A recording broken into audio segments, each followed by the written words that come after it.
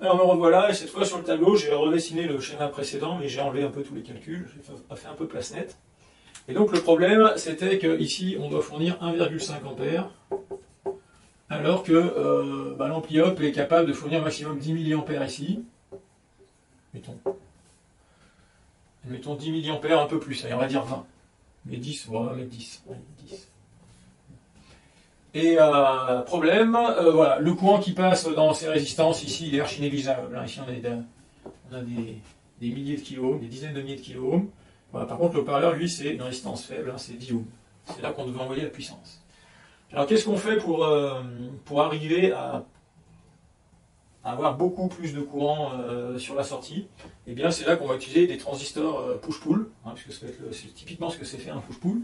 C'est-à-dire qu'entre la sortie de l'ampli Hop et le haut-parleur, eh bien, je vais insérer un push-pull.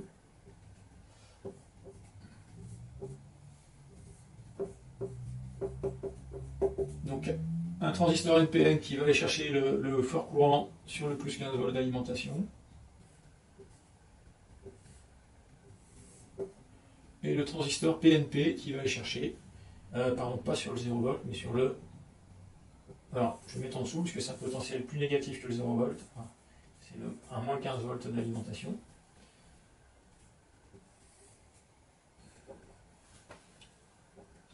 Donc ça, c'est le push-pull dans sa version de base.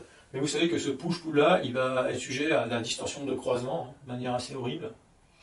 Alors, la première chose pour essayer de lutter contre la distorsion de croisement, eh bien déjà, c'est de mettre la contre-réaction ici, enfin la division de tension, pas la prendre ici sur la sortie de l'ampli Hop, mais vraiment sur la sortie de l'ampli. Comme ça, c'est l'ampli Hop avec son système de régulation qui va compenser une bonne partie de la distorsion de croisement. Donc ça veut dire simplement que la résistance de 47 kΩ, là, je ne la branche pas ici. Voilà, je vais aller la brancher un petit peu plus loin. Je la mets là. En fait, je vais la brancher ici, sur la sortie d'ampli. Donc ça va enlever une bonne partie de la distorsion de croisement. Ça risque de quand même être encore assez moche, surtout si on demande un gain de 48 à l'ampli Hop. Parce qu'en fait, on peut montrer que l'ampli Hop arrive à compenser la distorsion de croisement, d'autant mieux que le gain demandé à l'ampli est petit. Donc si on avait un gain de 1, 2 ou 3, ça compense pas trop mal. Là, ça compense pas très bien. Donc ensuite, si on veut éliminer la distorsion de croisement, il faut mettre des diodes, des sources de courant qui polarisent les diodes, qui peuvent être des bootstraps par exemple. Et puis aussi, dans ce cas-là, il faudra mettre des résistances ici aux émetteurs pour éviter l'emballement thermique des transistors. Voilà, ça fait plein de choses à faire. Et quand on a fait tout ça, eh bien, on obtient un ampli qui va nous donner donc une puissance max, mais vraiment max, hein, on ne fera pas autant parce qu'il ne va pas monter à 15 volts, donc on avait dit de 22,5 watts max, et puis 11,25 watts RMS, la moitié. Voilà, c'est pas surpuissant, c'est pas ce que j'appelle un ampli de forte puissance. Voilà. Ce que j'ai pas dit tout à l'heure, c'est qu'il existe, mais pour faire l'équivalent de ça, il existe des amplificateurs opérationnels de moyenne puissance, on va dire, pas des tout petits, c'est des boîtiers un peu plus gros, et qu'il faut mettre sur un dissipateur thermique, hein, sinon les semi-conducteurs qui sont à l'intérieur ont trop chaud et ils crament. Et je crois qu'il y en a un qui s'appelle le L165, on va vérifier. Le L165, c'est un ampli intégré, un amplificateur opérationnel qui pourrait se passer du push-pull ici, et fournir directement les 1,5 ampères au parleur. Et encore, j'ai fait ça, mais je m'aperçois que le push-pull, ça va pas être tout à fait assez, parce que si le gain des transistors vaut 100, ce qui est déjà osé pour des transistors qui commencent à des transistors de puissance, enfin, c'est des petites puissances, mettons qu'on en trouve quand on gagne 100, eh bien le courant qu'il faut fournir sur les bases, là, notamment quand ça sort 1,5 ampères, ben, ici il faut fournir 1,5 ampères divisé par 100. Et 1,5 ampères divisé par 100, si je ne m'abuse, eh bien le courant qu'il faut fournir ici, c'est 15 milliampères. Bon, l'amplificateur, j'ai dit qu'il sortirait 10 milliampères max, donc 15, il y arrive à peu près encore. Il n'y a pas de souci, ça peut fonctionner. C'est juste que après, la tension de sortie va difficilement se rapprocher du 15 volts, donc en fait, la saturation de l'ampli en sortie, on l'obtiendra pour une tension peut-être qui est seulement de 13 volts, quoi. 12 volts, 13 volts, bah, ça fera moins de courant dans le haut-parleur encore. Donc, voilà. En tous les cas, avec ces structures-là, c'est complètement impossible de sortir des grosses puissances du genre 100 watts ou 200 watts, etc., comme sur un ampli de sono, même un ampli hi-fi un peu costaud. Donc en fait, quand on veut sortir beaucoup de puissance, eh bien, on est obligé de remplacer cet amplificateur opérationnel par des composants discrets. C'est-à-dire qu'en fait, on va faire un amplificateur opérationnel sur le modèle de celui qu'on a vu avant. On lui mettra les rétroactions que j'ai mis ici. Et puis, mais on va faire ça avec des composants discrets. Et puis on mettra en sortie directement dans l'amplificateur opérationnel qu'on a ici, on mettra ce qu'il faut sur les étages de sortie, notamment le push-pull de sortie, pour pouvoir cracher des gros courants. Et puis l'idée, nous, c'est d'alimenter ici non plus en 15 volts, par exemple, on va faire un ampli un peu plus puissant. Donc si on se met du 50 volts, plus ou moins 50 volts par exemple, donc là ça commence à faire un peu plus de puissance, puisque la tension max VS, ça va être 50 volts max. 50 volts max, 50 volts max sur 10 ohms, ça fait 5 ampères max. Et 5 ampères max pour 50 volts max, ça fait 250 watts max. Voilà, donc là on change de gamme, on passe d'un ampli qui passe à 250 watts max et donc à 125 watts RMS. On va faire ça maintenant, je vais faire une petite coupure vidéo, j'efface le tableau et je vais vous redessiner la circuiterie interne d'un ampli hop et les composants qui vont autour. Alors on est parti pour faire notre amplificateur opérationnel à composants discrets. Donc on repart sur ce qu'on avait l'habitude de faire. Alors pour l'étage différentiel, je peux mettre des transistors NPN ou PNP. On va mettre plutôt des NPN. On peut mettre des transistors effet de champ pour avoir des courants d'entrée vraiment nuls, hein, comme on a vu précédemment. Mais les transistors effet de champ, en général, ils tiennent pas bien les hautes tensions et le 50 volts, ça risque d'être beaucoup trop pour eux. Donc on est un peu condamné à mettre des transistors bipolaires, hein, qui peuvent résister à des hautes tensions. Ils n'ont pas trop de problème. Hein. On peut trouver des transistors qui tiennent 200 volts très facilement. Bon, 200 volts, on n'a pas besoin, puisque nous, notre ampli est alimenté en plus ou moins 50. Donc ces transistors, la qui supportent à peu près 50, un peu plus de 50 volts, une centaine, de toute façon, on prend des 100 volts et puis on est tranquille. Voilà, donc on fait ça. J'ai mis des NPN, comme on a étudié avant. Ensuite, ici, on va polariser par un générateur de courant. Bon, je le mets pour le moment en générateur de courant, on détaillera par la suite. Ensuite, ça, on va relier à l'alimentation positive. Donc on a dit qu'on travaille avec un plus 50. Ici, si je veux faire tout de suite un miroir de courant, je mets une résistance et une diode. Mais en fait, je ne vais pas faire un miroir de courant. Je vais faire comme dans le TL81. Je vais faire une sortie en courant. Je vais vous expliquer. Voilà, donc là, je vais mettre une résistance. Donc je ne vais pas mettre le miroir de courant, je vais mettre l'intégrateur à transistor, comme on l'a vu précédemment. C'est-à-dire, je mets un transistor PNP directement relié au plus 50. Voilà. Et pour que ce transistor intègre, ou plutôt pour que le potentiel qui est ici a une vitesse de variation proportionnelle à epsilon, hein, donc epsilon c'est la différence de tension qui est entre ici, c'est-à-dire ça c'est l'entrée plus et ça c'est l'entrée moins. Ah oui, ça ne m'arrange pas de mettre l'entrée plus 6. Ah si, c'est 6, on va rentrer sur l'entrée plus 3. Voilà, alors, on met comme ça, et en fait, ici, il va falloir mettre un condensateur dans lequel va circuler le courant ici. Alors ça veut dire qu'ici, il faut qu'on ait un courant proportionnel à epsilon.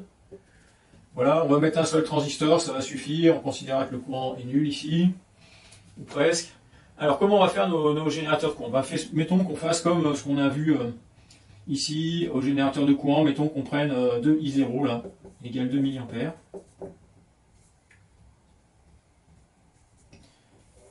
Relié au potentiel le plus bas, c'est-à-dire au moins 50 volts d'alim.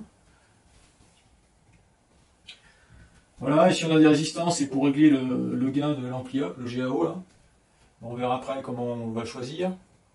Ce qu'il y a surtout, c'est qu'ici, je vais avoir un courant qui vaut I0 sur 2, c'est-à-dire 1 mA, plus epsilon sur 2R, ou 2R plus RD, mais pareil, on allège l'écriture.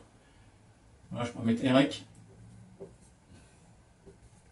Avec REC égale R plus la résistance dynamique de la jonction base émetteur.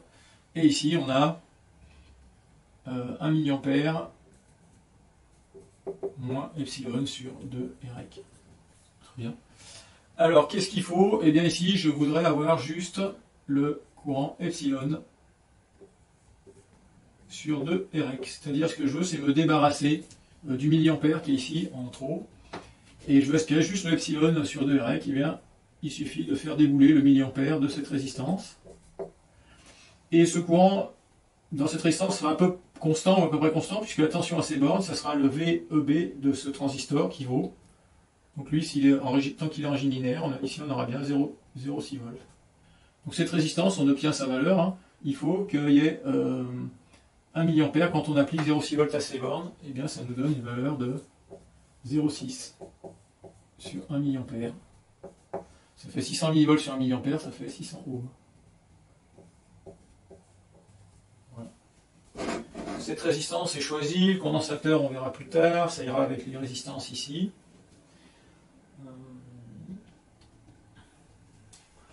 Alors ensuite, qu'est-ce qu'on va faire? On va mettre l'équivalent des deux diodes. Alors, on pourrait mettre des transistors appairés, généralement c'est ce qu'on fait, on met des transistors. Donc on va mettre un transistor ici, on va mettre un NPN. Donc on va faire circuler par... On le met plutôt comme ça, on met conduction entre base et émetteur. Voilà. Peut-être une petite résistance. Puis l'autre équivalent en PNP. Donc comme on a vu la dernière fois.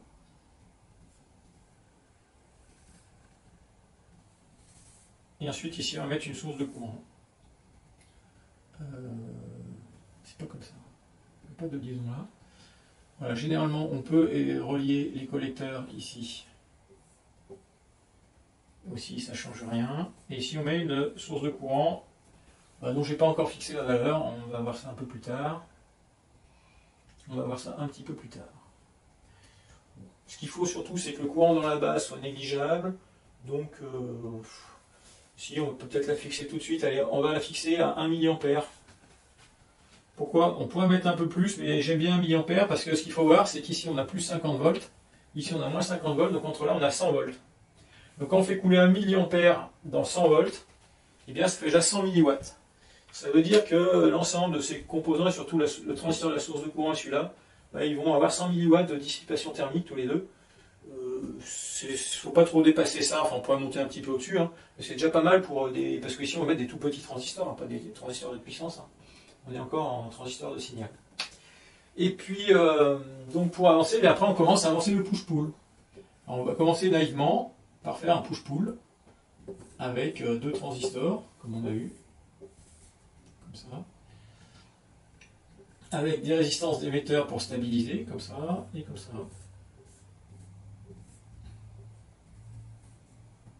Un NPN et un PNP. Et ensuite, on se dit, pas de problème, j'ai mis mon push-pull, et je peux sortir directement sur le haut-parleur, avec le VS, donc la charge de haut-parleur qui fait 10 ohms. Je vous rappelle donc quand il y a les 50 volts, ici on a 5 ampères au maximum. Voilà, 5 ampères maximum, est-ce que ça va pouvoir fonctionner? Eh bien pour que ça puisse fonctionner correctement, il faut que Il faut quoi? Eh bien pour que ça puisse fonctionner, il faut que quand il y a 5 ampères qui passent dans ce transistor, ça corresponde à des courants négligeables dans les bases de ces transistors. Voilà. Et là, déception, parce que aussi 5 ampères, il faudra des tensions de l'ordre de 50 volts, etc. On pourrait faire des calculs, mais on verrait que ces transistors-là, à pleine puissance, ils vont devoir dissiper pas mal de watts. Ils vont chauffer, on va être obligé de mettre des gros transistors de puissance et de les coller sur des dissipateurs thermiques, sinon ils vont fumer. Et bien, les gros transistors de puissance, ils ont des gains garantis qui sont un peu au-dessus de 10, mais guère au-dessus de 10. Ils n'ont pas des gains de 100. Donc mettons que lui, il a un gain de 10. Pour faire simple, même si c'est un peu au-dessus, eh bien si je mets 5 ampères ici, ça veut dire que là, il faut fournir 0,5 ampères. Et pareil, quand on va aspirer 5 ampères ici, bien dans cette base, il faudra aspirer 0,5 ampères. Et là, on voit qu'il y a un problème, parce que j'ai la commande qui est en milliampères. Et là, je m'aperçois qu'il faudrait que j'ai plutôt 0,5 ampères ici qui traverse pour que ça puisse fonctionner correctement. Alors, on pourrait se dire, on peut monter les courants ici, on peut les passer à 0,5 ampères, mais 0,5 ampères, ça devient catastrophique d'avoir 0,5 ampères qui passe de là à là de manière permanente. Parce que 0,5 ampères fois 50 watts, ça fait 25 watts qui se dissipent dans ces transistors. Et puis en plus, si on veut avoir 0,5 ampères ici, mais un courant de base ici qui soit négligeable, eh bien il va falloir faire passer de l'ordre de 0,5 ampères dans tous ces transistors-là. En fait, tout va chauffer horriblement, et en plus les courants de base qui sont les courants d'entrée de l'ampiope ne seront plus négligeables. Donc c'est absolument pas viable comme solution. Donc on va absolument pas faire ça. Alors la technique pour réduire ces courants, c'est de remplacer les transistors qu'on a ici par des super transistors, c'est-à-dire un empilement de transistors type Darlington par exemple, qui va permettre de monter le gain du transistor à des valeurs bien plus élevées. Donc si on mettait on pourrait mettre un Darlington, c'est-à-dire on remplace ces deux transistors par des Darlington. Alors, ça veut dire quoi qu'on met des Darlington? Ça veut dire qu'on met ça. Alors ça peut être un composant tout intégré ou fait de manière séparée. Et puis on en met un autre comme ça. Et puis on les relie ensemble, les collecteurs sont reliés ensemble. Donc ça c'est un Darlington. Voilà, et on va le faire, on va dessiner tout. Donc celui-là c'est la même chose à l'envers.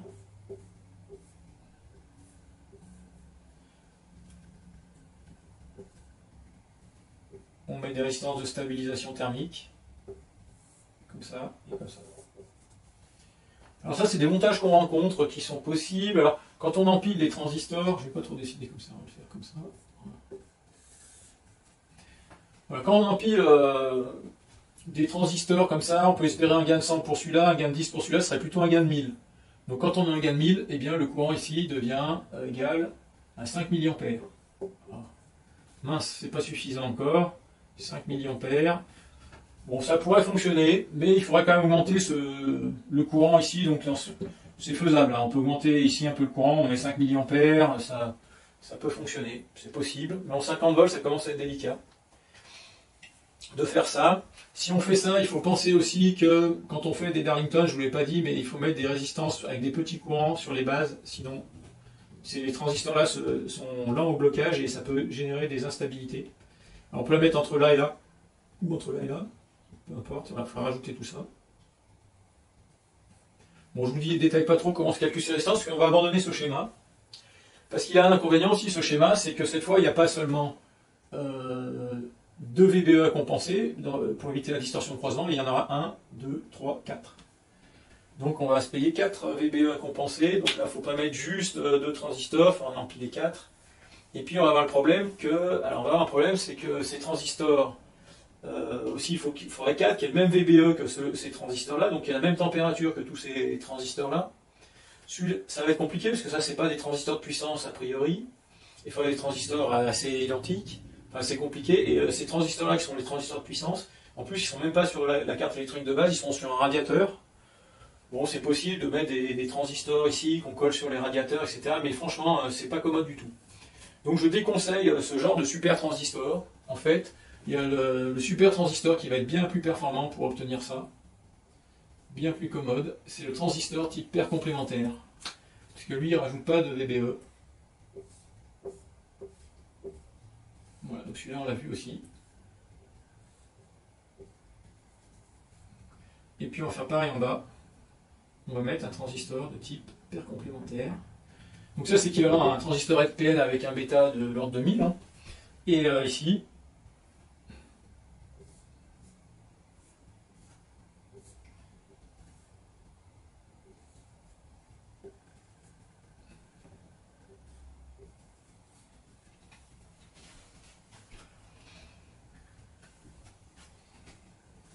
voilà.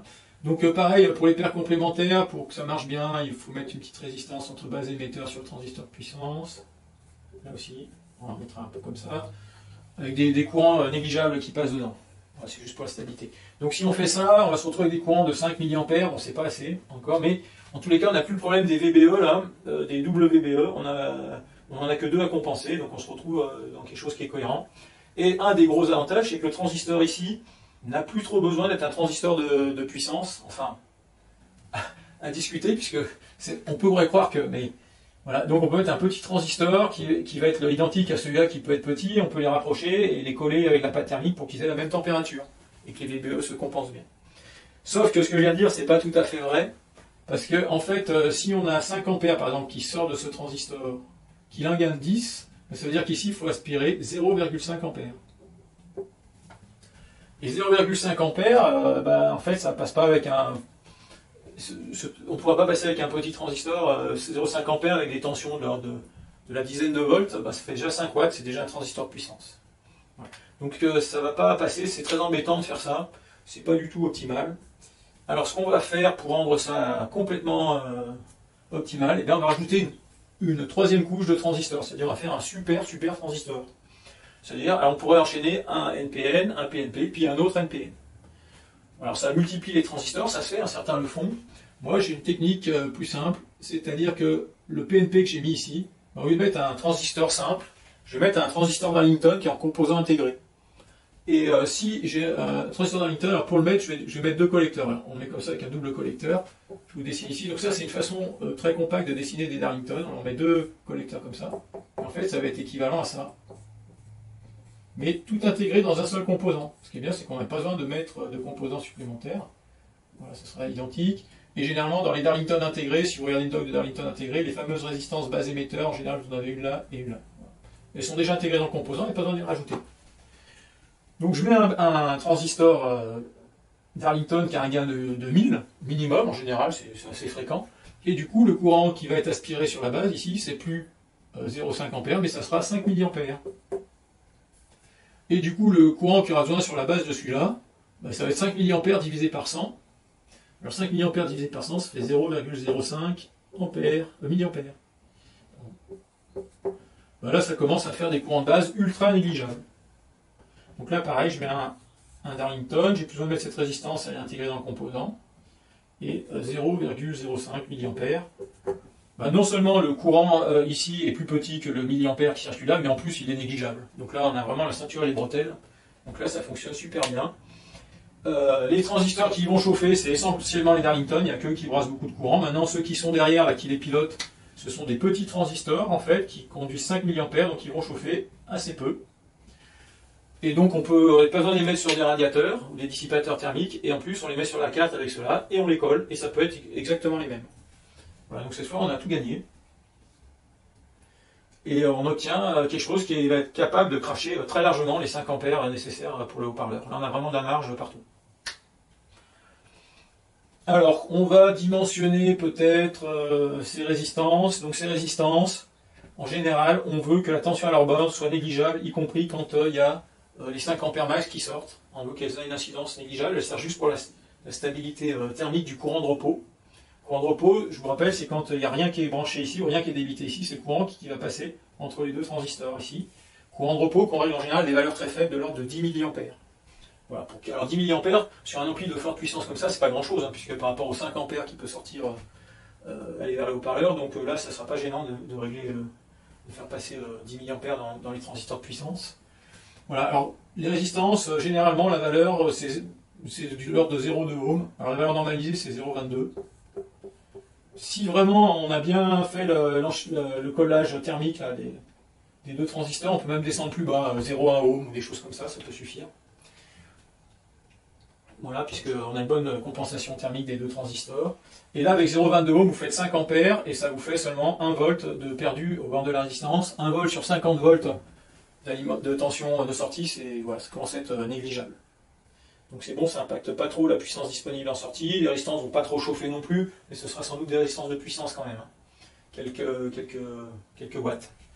Hein, puisque je vous rappelle, dans le haut-parleur, on vise 250 watts crête ici, et 115 watts... 125 watts RMS. Voilà. Bon, donc là, voilà. Ces transistors, ils sont sur un radiateur, un dissipateur thermique, ceux-là. Alors pour faire ça en général, voilà, on leur met un petit rond comme ça. Ça, c'est qui les entoure. Ça, c'est pour dire qu'on les met sur quelque chose qui leur permet de dissiper la puissance. Et normalement, donc après, il y a un calcul qui doit être fait comme ce qu'on a fait avec l'exercice collecteur commun. Mais cette fois sur des signaux qui varient, eh bien, il faut calculer la puissance thermique reçue par chacun des deux transistors de puissance. Je sais pas, donc ça va être de l'ordre de 20-30 watts, un truc comme ça, chacun, à pleine puissance de sortie sur le haut-parleur. Et donc, il faudra ensuite calculer un dissipateur thermique avec les données de résistance thermique et les données thermiques du transistor. Un dissipateur thermique voilà, qui va permettre de les refroidir correctement. Bon, je vais pas le faire ici, hein, on va pas, parce qu'il y a déjà beaucoup de choses à voir. Voilà ce que j'ai oublié de faire, oui. Et donc, j'ai dit ici on met 0,22 ohm, et ensuite on voudrait avoir un courant de repos de l'ordre de 10 mA, sachant qu'ici il circule 1 mA, et que ça marche comme un miroir de courant. Et bien pour passer de 1 mA à 10 milliampères, et bien il faut mettre ici des résistances 10 fois plus grandes. Donc mettons ici, on va mettre 2,2 ohms et 2,2 ohms. Et ces deux résistances, on pourrait les fusionner en une seule, qui fait 4,4 ohms ou 4,7 ohms. Voilà. Et normalement, ça doit nous maintenir un courant de repos qui est de l'ordre de 10 milliampères. Voilà, c'est faible. Voilà. Allez, j'ai dit beaucoup de choses, je fais une petite pause vidéo, et on reprend pour la suite, on va achever ce circuit pour aboutir à un circuit complet. Allez, à tout de suite.